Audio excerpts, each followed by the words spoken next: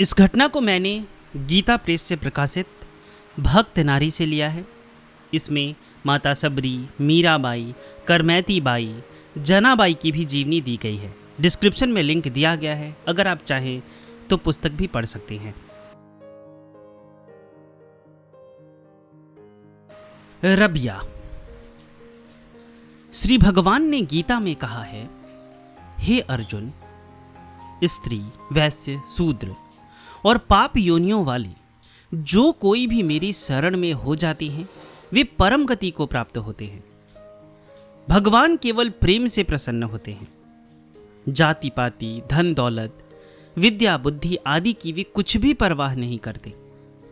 जो सबका मोह त्याग कर अपने आप को उस प्रभु के चरणों में अर्पण कर देता है, प्रभु उसके ही हो जाते हैं।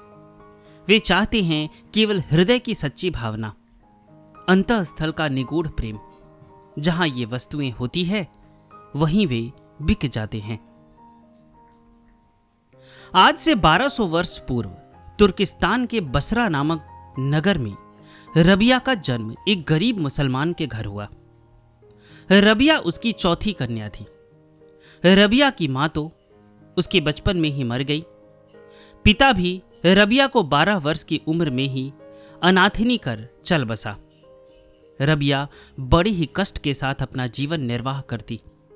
एक समय देश में भयानक अकाल पड़ा, जिससे बहनों का भी साथ छूट गया।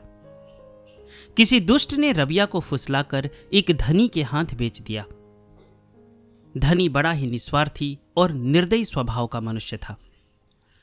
पैसों से खरीदी हुई गुलाम रबिया पर तरह तरह के जुल्म होने लगे। गाली और मार तो मामूली सी बात थी। विषय मद में मतवाले लोगों के लिए ऐसा आचरण स्वाभाविक ही है। रबिया कष्ट से पीड़ित होकर अकेले में ईश्वर के सामने रो रो कर चुपचाप अपना दुखड़ा सुनाया करती। जगत में एक ईश्वर के सिवा उसे सांत्वना देने वाला कोई नहीं था।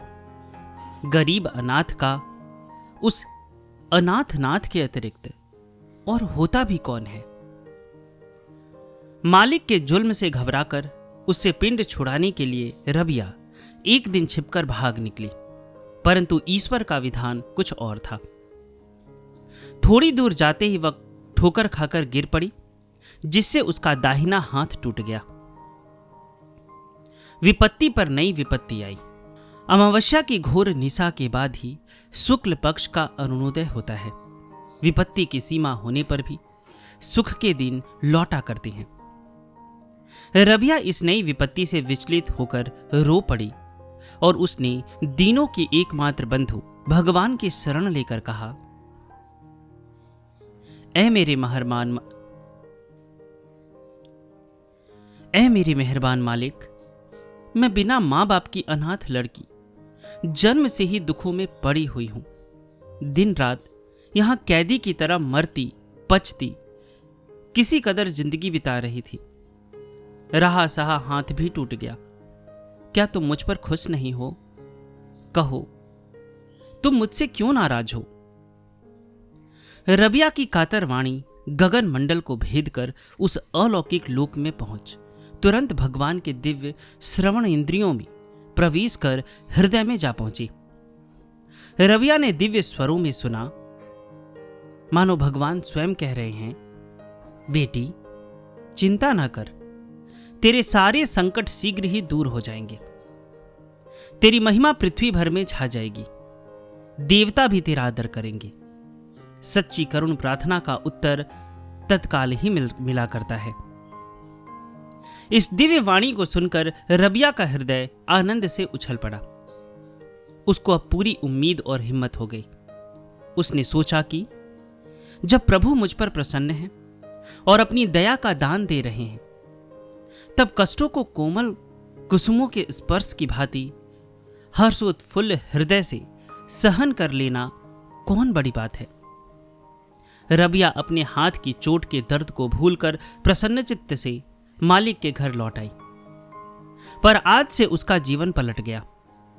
कामकाज करते हुए भी उसका ध्यान प्रभु के चरणों में रहने लगा। वह रातों जाग कर प्रार्थना करने लगी। भजन के प्रभाव से उसका तेज बढ़ गया। एक दिन आधी रात के समय रबिया अपनी एकांत कोठरी में घुटने टेके बैठी हुई करुण स्वर से प्रार्थना कर रही थी।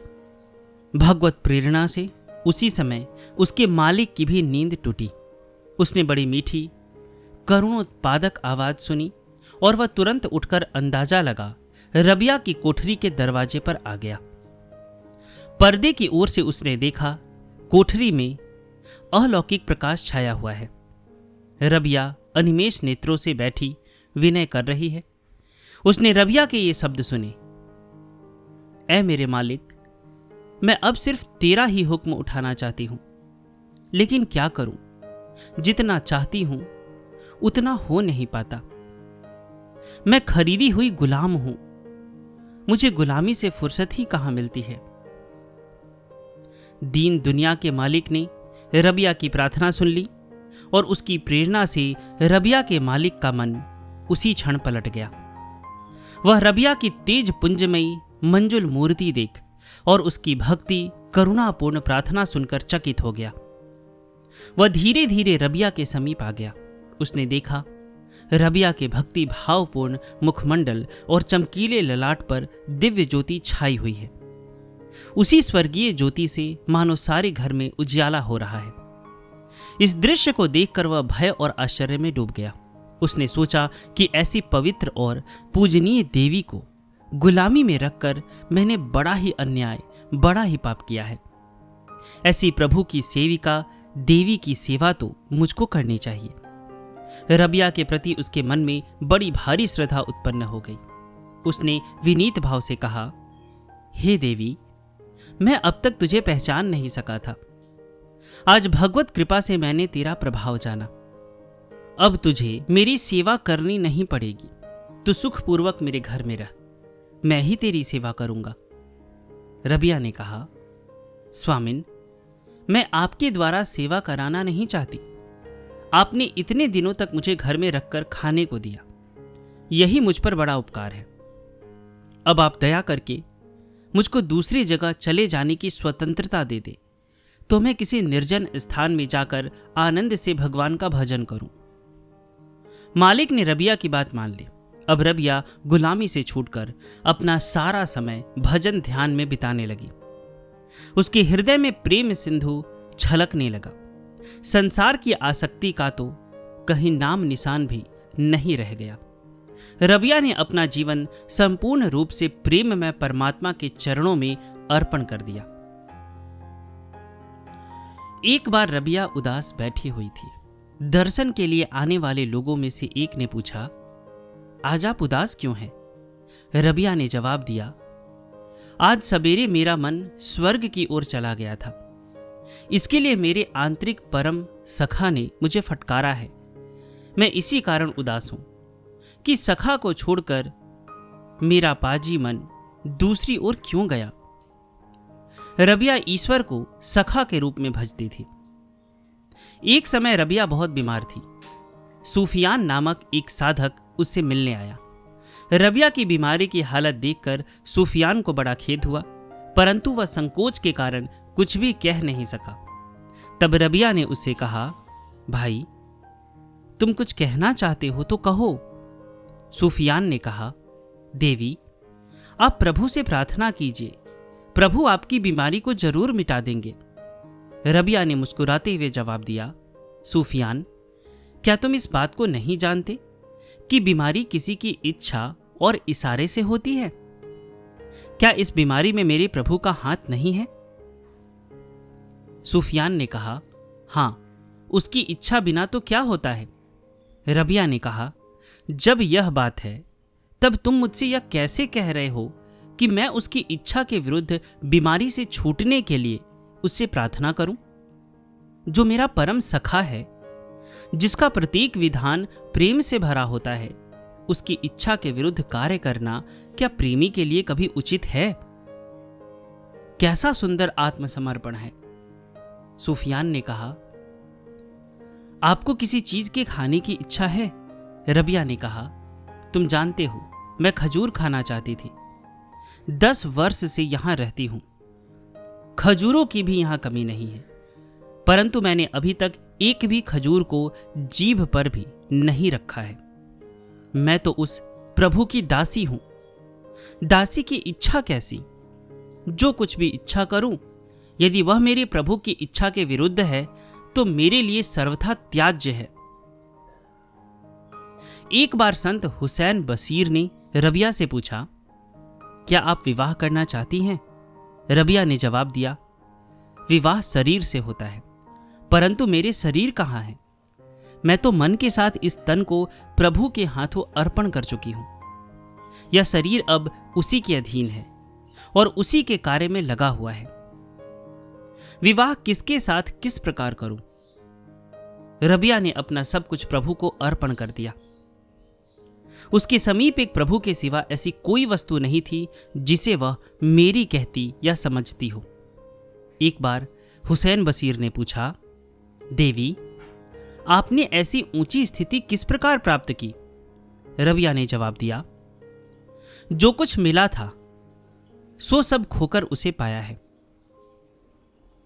हुसैन ने पूछा, आप जिस ईश्वर की उपासना करती हैं, क्या आपने उस ईश्वर को कभी देखा है? रबिया ने जवाब दिया, देखती नहीं तो पूजा कैसे करती? परंतु मेरे उस ईश्वर का वाणी से वर्णन नहीं हो सकता। वह माप तौल की चीज नहीं है।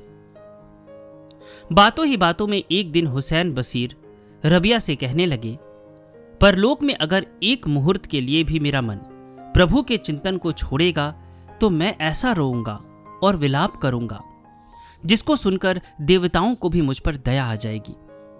रबिया ने कहा, यह तो अच्छी बात है, परंतु यहां ही ऐसा क्यों नहीं किया जाता? यहां होगा तभी वहां होगा। रबिया सबसे प्रेम करती, पापी तापी सबके साथ उसका दया का बर्ताव रहता था। एक दिन एक मनुष्य ने रबिया से पूछा, आप पाप रूपी राक्षसों को तो शत्रु ही समझती है ना? रबिया ने कहा, ईश्वर के प्रेम में छकी रहने के कारण मुझे न किसी से शत्रुता करनी पड़ी और न किसी से लड़ना ही पड़ा। प्रभु कृपा से मेरे कोई शत्रु रहा ही नहीं। एक समय कुछ लोग रबिया के पास गए। रबिया ने उनमें से एक से पूछा, भाई, तू ईश्वर की सेवा किस लिए करता है? उसने कहा, नरक की भयानक पीड़ा से छूटने के लिए। दूसरे से पूछने पर उसने कहा, स्वर्ग अत्यंत ही रमणीय स्थान है, वहां भांति भांति के भोग और असीम सुख है। उसी सुख को पाने के लिए मैं भगवान की भक्ति करता हूं। रबिया ने कहा, बेसमझ भक्त ही भय या लोभ के कारण प्रभु की भक्ति किया करते हैं। न करने से तो यह भी अच्छी ही है, परंतु मान लो यदि स्वर्ग या नरक दोनों ही न होते तो क्या तुम लोग प्रभु की भक्ति करते? सच्चे भक्त की ईश्वर भक्ति किसी भी लोक परलोक की कामना के लिए नहीं होती, वह तो अहेतुक की हुआ करती है। कैसा आदर्श भक्ति का निरूपण है। एक बार एक धनी आदमी रुपयों की थैली लेकर हुसैन बशीर के साथ रबिया के पास गया और उसने रुपए स्वीकार करने के लिए प्रार्थना की। रबिया ने कहा, इस दुनिया में जो लोग मालिक की निंदा करते हैं, वह महान उदार परमात्मा नाराज होकर उनके लिए खान पान बंद नहीं करता। फिर वह अपने गुलामों के लिए कंजूसी क्यों करने लगा? मैंने जब से उसका यह महत्व समझा है, तब से मेरी कुछ भी प्राप्त करने की वासना चली गई है। भला बताओ, मैं इस धन का क्या करूं? इसी तरह एक बार एक धनी मनुष्य ने रबिया को बहुत फटे पुराने चिथड़े पहने देखकर कहा, हे तपस्विनी, यदि आपका इशारा हो तो आपकी इस दरिद्रता को दूर करने के लिए यह दास तैयार है। रबिया ने कहा, सांसारिक दरिद्रता के लिए किसी से कुछ भी मांगना मुझे बड़ी शर्म मालूम होती है। जब यह सारा जगत मेरे प्रभु का ही राज्य है, तब उसे छोड़कर मैं दूसरे किससे क्या मांगूं? मुझे जरूरत होगी तो अपने मालिक के हाथ से आप ही ले लूंगी। एक समय एक मनुष्य ने रबिया के फूटे लोटे और फटी गुदड़ी को देखकर कहा, हे देवी, मेरी अनेक धनियों से मित्रता है, आप आज्ञा करें तो आपके लिए जरूरी सामान ले आऊं। रबिया ने कहा, तुम बहुत गलती कर रहे हो। वे कोई भी मेरे अन्नदाता नहीं हैं। जो यथार्थ जीवन दाता है वह क्या गरीबी के कारण गरीबों को भूल गया है? और क्या धन के कारण ही वह धनवान को याद रखता है? रबिया कभी कभी प्रेमावेश में बड़े जोर से पुकार उठती। लोग उससे पूछने लगे कि आपको कोई रोग या दुख न होने पर भी आप किस लिए चिल्ला उठती हैं? रबिया ने कहा, मेरे बाहरी बीमारी नहीं है जिसको संसार के लोग समझ सके। मेरे तो अंतर का रोग है जो किसी भी वैद्य हकीम के बस का नहीं है। मेरी यह बीमारी तो सिर्फ उस मनमोहन के मुखड़े की छवि देखने से ही मिट सकती है। रबिया का मन सदा सर्वदा प्रभु की उपासना में लगा रहता था। वह दिन रात प्रभु के चिंतन में अपना समय बिताती। एक बार रबिया ने प्रभु से प्रार्थना की, हे स्वामिन, तू ही मेरा सब कुछ है। मैं तेरे सिवा और कुछ भी नहीं चाहती।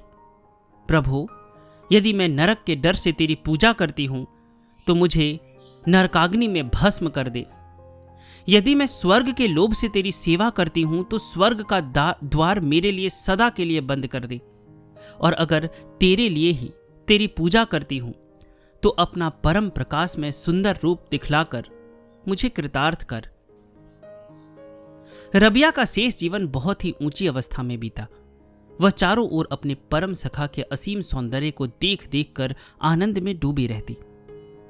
एक दिन रात को जब तक चंद्रमा की चांदनी चारों ओर छिटक रही थी, रबिया अपनी कुटिया के अंदर किसी दूसरी ही दिव्य सृष्टि की ज्योत्सना का आनंद लूट रही थी। इतने में एक परिचित स्त्री ने आकर ध्यान मग्न रबिया को बाहर से पुकारा,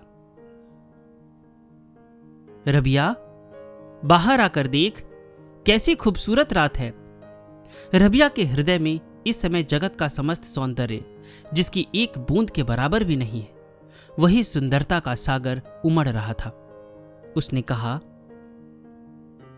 तुम एक बार मेरे दिल के अंदर घुसकर देखो, कैसी दुनिया से परे की अनोखी खूबसूरती है। हिजरी सन 135 में रबिया ने भगवान में मन लगाकर इस नश्वर शरीर को त्याग दिया।